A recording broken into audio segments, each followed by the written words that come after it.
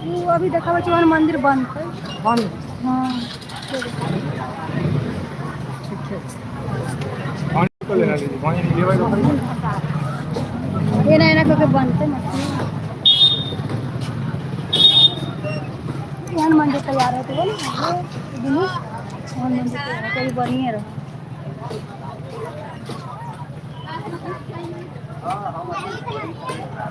हम फालतू में यहाँ पे सब वहीं पे पहुँच गए। चलो वहीं पे चले आ जाओ भाभी।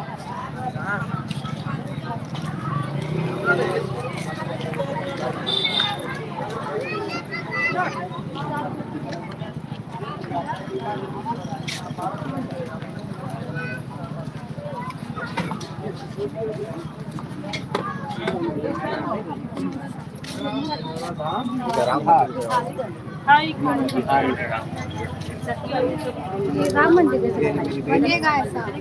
बोलो सीताराम, बोलो भगवान राम की। वो यहाँ अच्छा यहाँ देख के तो बोलो, बोलो सीता माता की, भगवान राम की। ये बेटी है ना?